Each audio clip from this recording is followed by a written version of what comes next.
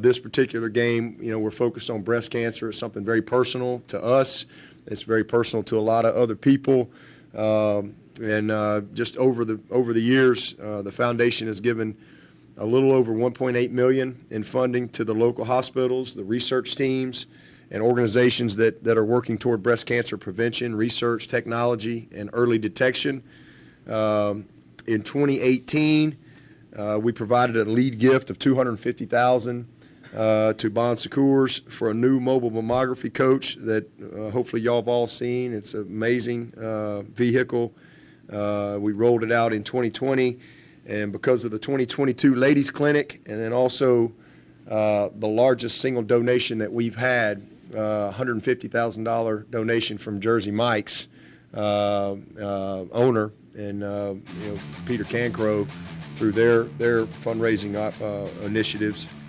We are going to donate $350,000 this year to breast cancer focused initiatives. Well, we're back with TigerNet Podcast. I'm your host, Matt. We're here with David Hood, and it is a huge weekend at Clemson, as we touched on last episode. The first time in the 81-year history of Death Valley, the two 6-0 teams will be facing off in Death Valley. Yeah, for the first time in 81 years, two teams at 6-0 records or better. Of course, Syracuse 6-0, Clemson 7-0, maybe the closest. Florida State back in 2013, they were 5-0. Clemson was 6-0 heading into that game. But so for the first time in the 81 years of Death Valley, two teams undefeated at this point of the season. And then you have to get it right, Matt. Your Southern accent did not do it justice. You have to do it like all of these Syracuse guys who went, who go to work for ESPN. Of course, Syracuse is a great journalism school, put out a lot of people. If you look at ESPN, 8 out of 10 of those people are Orange graduates. It's not Syracuse, it's Syracuse. Syracuse versus Clemson. Clemson. Drives me batty, drives me up the wall. So it's Syracuse and Clemson. Saturday in Death Valley, a high noon kickoff, which really probably means about 12:04, 12:07. And I was telling somebody earlier today, after the string of night games that Clemson has had, starting with Georgia Tech to begin the season, Furman and Louisiana Tech were later games, and we didn't get out of Death Valley till nighttime. Now we've had 3 straight 7:30 ABC games.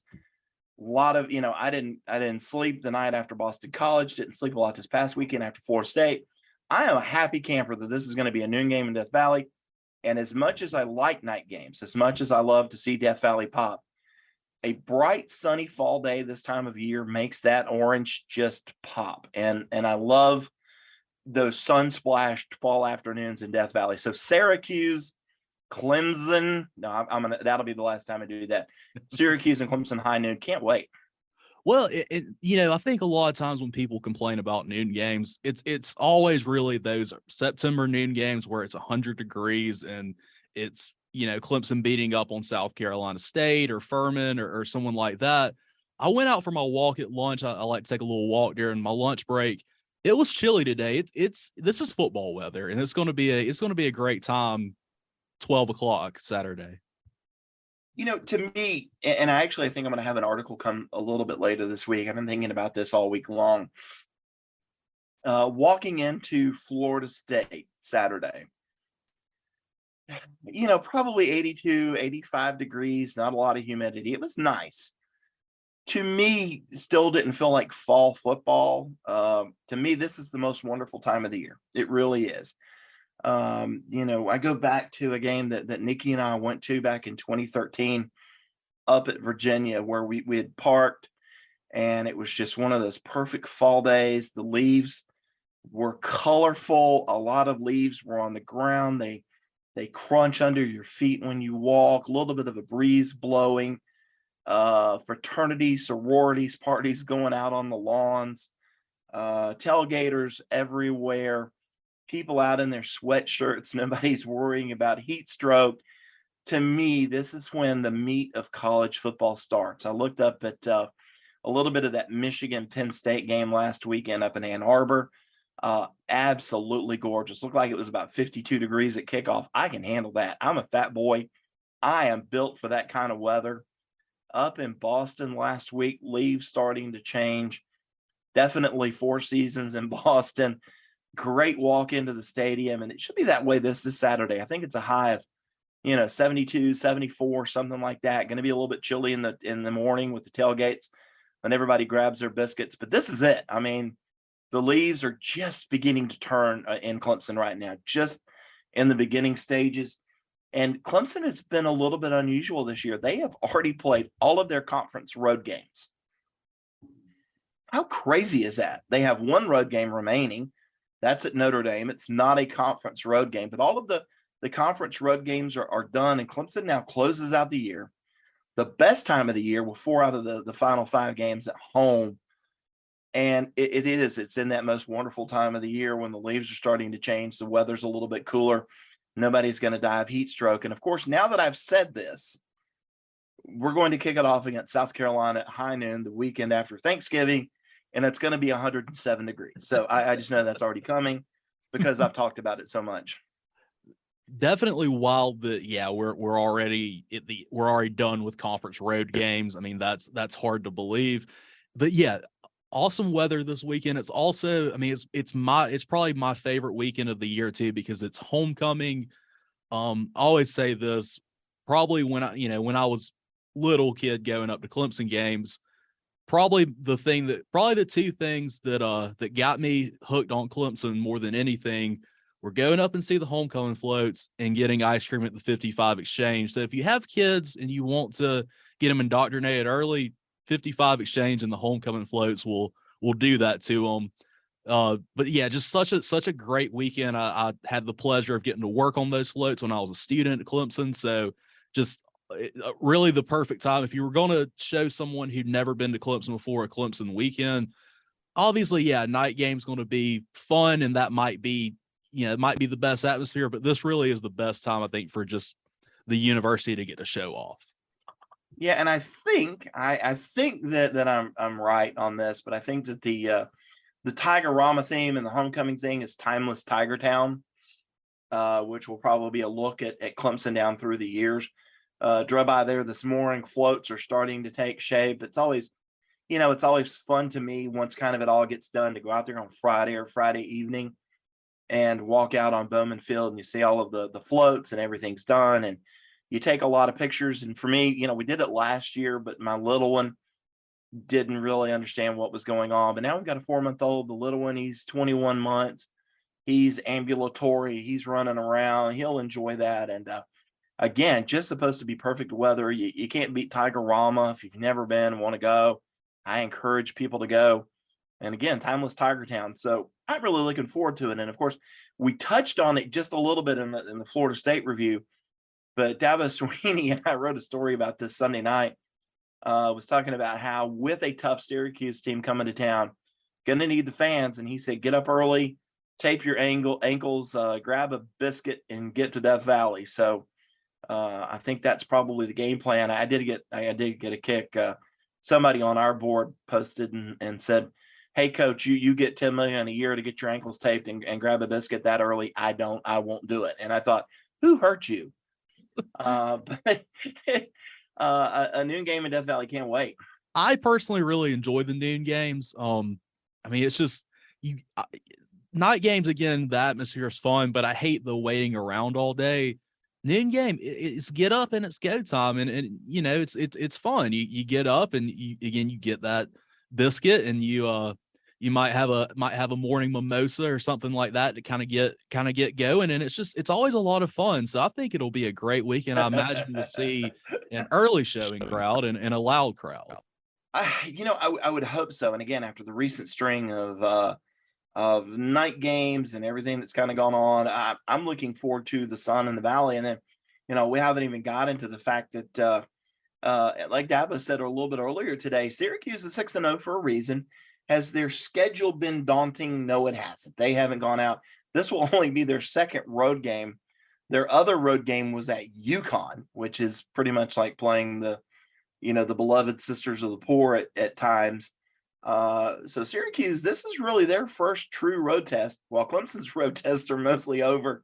Again, just a weird year. And, I'm anxious to see what Syracuse has to offer because we know that they typically will play Clemson tough. Yeah, I was really shocked when I looked at the schedule and saw that they'd only been on the road once, and as he said, it was at UConn. My guess is there were probably at least as many Syracuse fans in that stadium as there were UConn fans. So I think this will be interesting to see how this team comes and deals with a hostile crowd for the first time. And it's hard to really gauge Syracuse because last week they beat NC State, which should be a high watermark, but it's NC State without Devin Leary. That kind of changes a lot of things. And yeah, they're 6-0 for a reason. They are a good team, but I still feel like we don't know how good they are because the schedule has been a little weird. It has. I like quarterback Garrett Schrader. I love running back Sean Tucker. As Dabo Sweeney says about Sean Tucker, he's an All-American for a reason. So we'll see. But Louisville had some issues earlier in the year that I think they've begun to figure it out. But you look at Syracuse's schedule, right? So they open the year against Louisville at home. The second week of the year, they go on the road to UConn and they win. Great. That was September the 10th. Then they come home and they barely hang on. And in fact, it was really a stupid penalty by, I think, one of Purdue's maybe wide receivers that allowed Syracuse to go down and kick a late field goal to beat Purdue. And then not a very good Virginia team. Sorry, Tony Elliott. Virginia's not very good. Again in the Dome. And they hang on and have to win it late, and they beat Virginia 22-20. And then they play Wagner at home. Like, who is Wagner? I mean, come on, let's face it, right? So again, they just, it's like, okay, so a bunch of nobodies and a bunch of nobodies at home. And then they played NC State last weekend, and maybe that was a physical football game. But again, it was at home. They haven't gone on the road in almost 2 months. And then now you're coming into Death Valley. So I'll be anxious to see how they respond. And, just the travel. I mean, traveling to UConn is from Syracuse is definitely going to be a lot different than having to come down to South Carolina. So they're not in that routine. I mean, yeah, it's going to be a lot of learning for Syracuse as well. And probably not the place you want to do. Clemson's not necessarily the place you want to have to learn a lot at. Yeah, they have. I really like quarterback Garrett Schrader, who was at Mississippi State, but kind of saw the writing on the wall there and transferred up to Syracuse. And to me, he's a little bit of a wild card. I asked Coach Sweeney about that earlier. We talked to DJ Uyunglele yesterday, and DJ said he doesn't like to slide. First of all, DJ said he's not really good at sliding, and he also feels like you get free shots on the quarterback. And Dabo laughed and he said, well, Syracuse quarterback Garrett Schrader's not going to slide either. This is a 6'4", 230-pound dude who's going to try and truck you. He's going to try and run you over. I don't know that they really have a whole lot of designed runs for Garrett Schrader. And then whereas you might see, let's just say that you have Jordan Travis from FSU last week, who really tried to hang in the pocket as long as possible before taking off and running. Garrett Schrader doesn't do that. To me, if he senses the first sign of pressure, he's gone. He is jackrabbiting out of there. He's not going to stand in the pocket and take a sack. And somebody like that, when you just don't know when he's going to take off, is a little bit worrisome because Clemson, I think, is going to be able to get pressure on him and flush him. So now, do you take a Barrett Carter from covering the slot or the tight end to spy on him? Do you say Jeremiah Trotter? No, you've got to spy on him. Trenton Simpson, do you spy on him? Do you rush three and drop an alignment to kind of spy on him? Because then you've also got Sean Tucker, who's going to run wheel routes out of the backfield. They're going to run screens with him. They're going to send him down the seam. They've got wide receivers like Aronde Gadsden who can run crossing routes. Now, let's face it, this Syracuse offense isn't one of the best in the country. They do not put up a ton of points. They do not put up a ton of yards most of the time, right? But they still can move the football. They still can do some things. And that quarterback, just to me, you just don't know what you're going to get out of him. You just don't. And as Davos said, he's actually completing passes at a better rate than he did last year. Last year, maybe about 50%, somewhere in there. This year, a little, maybe, a little bit more. But this is a group that, other than Wagner, they've kind of been like Clemson. They've scored their points by putting up, I think it was only 306 yards against Purdue, 350 against the Midland, Virginia defense, 389 against NC State. So, here we go. This is where we're all going to get into the over-under. Prize picks, where are you? What is the over-under for points in this Clemson Syracuse game? Are we all going to take the under? Are we going to take the over? Just so many intriguing matchups across the board. Definitely intriguing. And, it's kind of funny talking about, getting pressure on the quarterback. I mean, last week against FSU, Clemson was in the backfield a lot. Only 2 sacks for the whole defense, both those from Miles Murphy. And a lot of that was Jordan Travis was able to kind of get out of trouble and at least turn it into, getting back to the line of scrimmage, of not picking up a few yards. So it'll be interesting to see if we see more of that this week. Cause I think you're right. I think Clemson's going to get into the backfield, and it's just, it's a matter of, can the quarterback turn it into a little bit more than what they're giving him. And again, he's not a guy that, he's not gonna take your hit. He's gonna try and run you over. And then there's that other guy, by the way, Sean Tucker, who is, you watch him play. He's as good as anybody in the country to me. This guy, he plays physical. He can hit a hole. He can break away from you. But he can also run away. He can run over you. Just one of those fun guys to watch. It's always interesting to me that Syracuse, like if you ever go up there and you realize it's up there, it's in the cold, can you get Florida guys? And it really just kind of, gets me that Dino Babers is able to go and get quarterbacks like Garrett Schrader, like a Tommy DeVito, some of these guys that have played quarterback for him, and get guys like Sean Tucker and some of these linemen that they've had and kind of coach them up and get them ready to come out. And they play Clemson tough, as we know. Yeah, and concerning the, they have a good running game, because coming off FSU was probably the worst running defense performance Clemson's had all season. Ooh, yeah, the Tigers really have to figure out a way. This is an undersized Syracuse defensive front, and I think I saw something that said that they are 270 pounds, might be their heaviest guy up on the front, which, considering that when you played Georgia last year, it was 285 and 345 and 335 and 290 across the front. Now with all those front guys, it's 270, but they do a lot of stemming and stunning, twisting, which is where maybe a guy's lined up in one spot and he crosses behind a teammate and goes through another gap or another hole in the line. So they do a lot of movement. They try and confuse you. I do think that Clemson's offensive line probably gained some confidence in that last drive, really, against Florida State last week, where they were able to run the football. Florida State knew the run was coming, but they're just going to have to get physical and run at this undersized Syracuse line Saturday. That's going to be the game plan. I think Syracuse has some injury issues in the secondary. Not sure if they've got a couple of corners that may be out, that Dino Babers actually, earlier in his press conference, he punted on that question. I'm not going to talk about injuries. I think that probably tells you all you need to know. They may have some injury issues back there. But Clemson's going to have to be able to run the football, and that, to me, is going to be a whole lot more of that Will Shipley kid. And it'll be interesting to see too, if you work Moffa in a little bit more, because he's been a good, thunder to Will Shipley's lightning.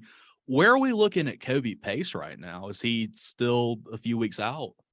Yeah, to me, just kind of based off of some of the things that I have heard,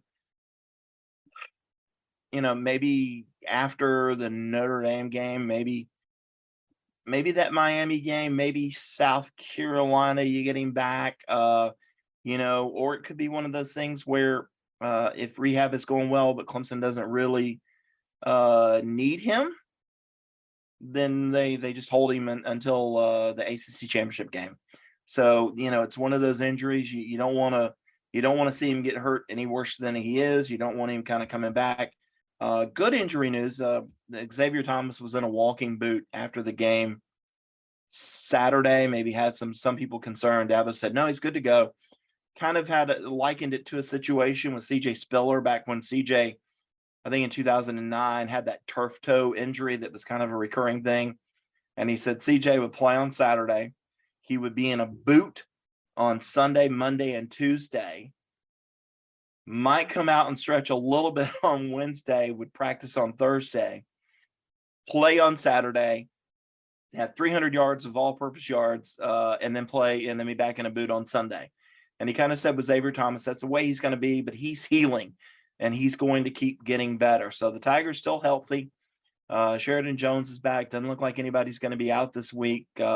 So good news on that front.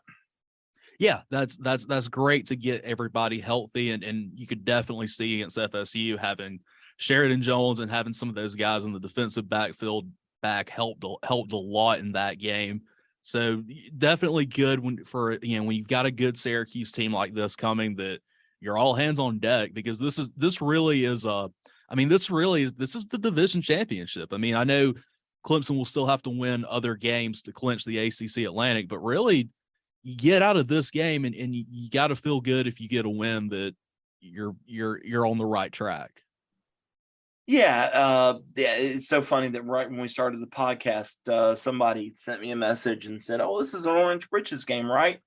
Because Clemson can win the ACC Atlantic." No, they can't. Not with this game. Inside track, absolutely. But remember, Syracuse has only played a few conference games, so Clemson technically, could win this Saturday, but still lose the ACC Atlantic because they've got 2 conference games left. They've got Miami and Louisville. Now, chances of them losing both of those, probably not really high. That's why I say it's the inside track. Clemson would probably need to lose both of those. If Wake Forest was to win out, Wake Forest could win the ACC Atlantic. If Syracuse was to lose this week, but Clemson lose those 2, and they went out, then they could have it. It might come down to the winner between Wake and Syracuse. So still a lot of football left to play. But again, Clemson wins this week. Really good shot at taking the Atlantic. And I think the comment I saw was that if Clemson wins this week, Louisville would be the Orange Britches game, which is funny because it's also the purple out. Yeah, so how's that going to work? Purple jerseys, orange pants. Yeah, I guess I hadn't thought about that. You typically think about the all orange for Clemson, but purple jerseys and orange pants. I can't remember the last time that we saw that combination. That's kind of weird. And maybe Dabo would just do the all purple. I don't know. That's a little bit strange. I think someone said it was earlier in the 2010s. I don't know what would happen one of those there. tech wins. So yeah, it would be an interesting situation. Obviously, anytime you're trying to figure out when to break out the orange pants, it's fun stuff because it means you're winning and you're on the right track. Yeah, and I get so tickled. That is typically a big topic of conversation on the message boards throughout the week. When is an orange pants game? When is there going to be a chrome helmet worn? Well, who would like to see this? Who would like to see that? I like the way that Dabo does it. I like the way that Dabo says, you know what, it's going to be all purple for Military Appreciation Day, and it's going to be orange pants for championship games, and that's it. You pretty much know. Yeah, just don't forget that a few weeks ago, Clemson went up to Boston College and wore orange jerseys up there because Boston College is in the all white. So that kind of threw a wrench into things. Yeah, no, it was funny. I was watching some of the Duke UNC game, and UNC to me, kind of like Clemson, that's just one of those classic great uniforms, but they were wearing some weird chrome helmet and just couldn't. I mean, I wouldn't have recognized them if it didn't have the Tar Heel logo on it. So yeah, I love that Clemson keeps with the traditional stuff.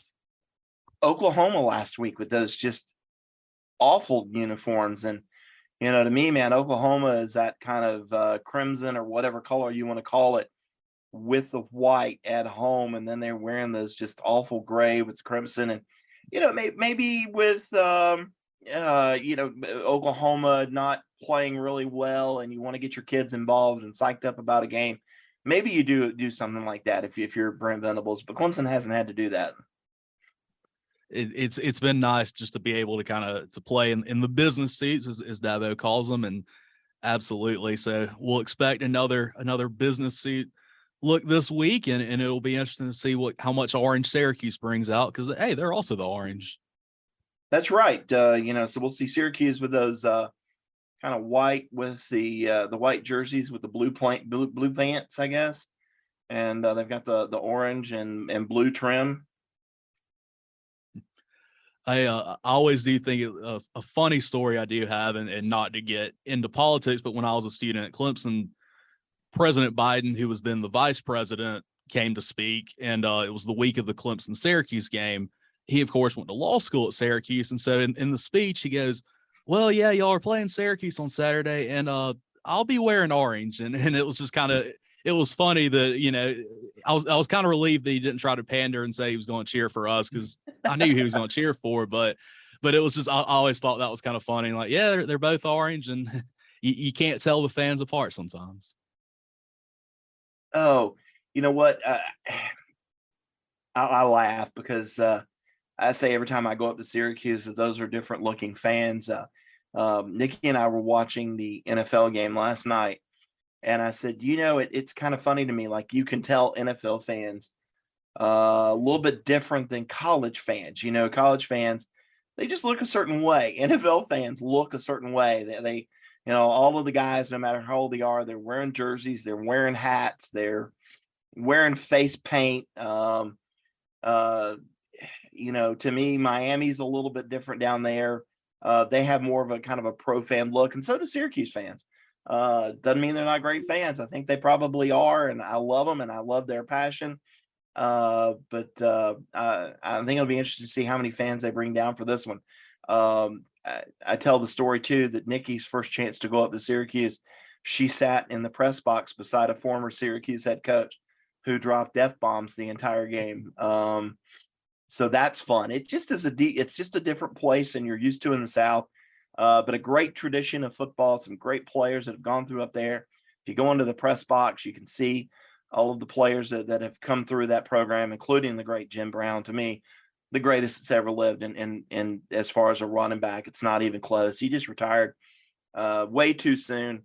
Some great players have come through that program. And, I always wish Dino Babers all the success in the world. Absolutely. It'll be a good time. So get the ankles taped and get your biscuits ready. Yeah. And so that brings up, what do you kind of, what are you kind of looking at? We can take our prize picks angle right now. If you were a betting man, are you thinking that this is a 20-13, 20-23-17 type game? Or do you think once again we kind of get blown away and we have absolutely no idea what we're talking about, and it's 30-23 or something like that? I think it's going to be similar to FSU, and I think Clemson's going to do well in that middle eight. I think that'll be kind of where the game is won. I'm thinking maybe a 31-21 type game where close a lot, but I think Clemson's talent just kind of pushes them over. And once again, our main sponsor, Prize Picks, go in, make your picks this week. Always fun to kind of go in there and do that. I can see different scenarios. I'm thinking Clemson's going to be able to score again. I'm thinking they're going to be in that 30 range. I think Syracuse is going to kind of be in that 30-20 kind of feels about right for me, but wouldn't be surprised if the margin is a little bit bigger. And I think individually guys to look out for is always, I think we'll see more with Will Shipley. I think, he'll continue to be the big force in the offense. It'll be interesting to see if they continue to kind of use him in the passing game as well. I think a guy I'm really looking forward to seeing is if Bo Collins can have a rebound game, because as you said, no catches against FSU. This you really hope that this week can be kind of his big game. Yeah, after the drop that he had up at Boston College, it's kind of been like, Can you get Bo going back? Can you get him some catches? Because right now, hey, I'll give you a guess. Who leads this team in receptions right now? Right off the top of your head, do you know? Davis Allen. It is freshman wide receiver Antonio Williams, Wow. who has 24. And then, of course, you've got Bo Collins with 18. And then Joseph Ngata and Davis Allen all have 17. Shipley has 16. Brenningstool, the other tight end, he's pushing him with 15. So Bo, to me, kind of coming a little bit back to the pack. And in fact, he had 4 receptions against Boston College, came back, none last week, only 1 against NC State. So they 5 receptions over 3 weeks. They got to find a way to get this guy going. And of course, maybe they need to get his ankles taped early, get him a biscuit, go to Chick-fil-A, our new sponsor here in Clemson, Chick-fil-A, Clemson and Seneca, with Herb Tyler, get him a biscuit and see if they can get him involved back in things. And on the other side, another guy who we talked earlier and would be one to look at with Prize Picks is running back Sean Tucker, because he's averaging 5.2 yards per carry. Last week, FSU was averaging 6.6. So, I'm sure Clemson, that's something that Wes Goodwin will try to correct, some of the defensive running game struggles. But yeah, it could be a big factor into this game. Yeah, and again, this is a kid that he'll run through you, over you, past you, way past you. I think Clemson did a pretty good job with him last year. I'd have to go back and look, but in 2021, now Tucker, he gained 1,500 yards last year. He was maybe just a little bit shy of 1,500, maybe like 1,496 or something like that. And he had some big games. He had over 200 against Boston College last year. Clemson, he had 157 last year on 22 carries and averaged 7.14 yards a carry. That's with Brent Venables, folks. So, this is a kid that's had some success against the Tigers. And, even the year before against Clemson, I think he still, as a backup, 10 carries, 63 yards, something like that. So, he's a guy that Clemson has to stop. And don't forget, this is a Clemson defense. I thought they were going to be able to really shut down that Florida State running game last week. But the Noles averaged 6.1 yards per carry and almost 200 yards of rushing. So what do we know? Yeah, that's exactly it. So it'll be a big weekend for Clemson defense to maybe prove some doubters wrong, or keep fueling any kind of doubt there, because we'll see what happens. Again, a huge test for them, and should be fun to watch. Well, and it's coming at a good time for Clemson. They get to play this game, and again, it's another conference game.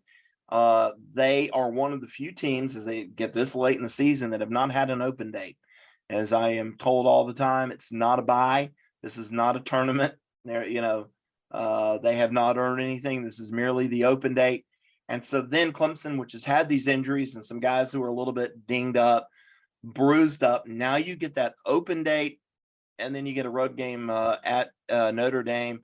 It's coming at a great time. So for Clemson, it's all about beat Syracuse this week, and then you get 2 weeks to kind of to get healed up for a road game at Notre Dame. Wes is a quiet storm. He's a little storm. He's not as quiet. But he is constantly making adjustments on the sideline. He challenges our guys every day in meetings. Definitely, and I just call him. He's like Robin. I'm big. And so I got his back, and when he's yelling, I'm yelling. So. Obviously, it's a team effort, team sport, man. But as a boss, man, I love working for him. Oh, that's great. What did he say? He's big. What did he say? Rob and Big was a TV show on MTV. Rob and Big. 2006 MTV is probably not in his wheelhouse. I missed that one. Rob and Big. I had to YouTube that one. De Niro wasn't in it. Was De Niro in that? Which one was Rob? And who's Big? I assume Nick is big. Just assuming. This podcast is a production of Big Game College Football Network. For more information, please go to bgpodcastnetwork.com. For 24-hour streaming of all Big Game College Football Network podcasts, please go to biggamecfb.airtime.pro. All rights reserved. Man, they've been asleep. What you talking about? Online.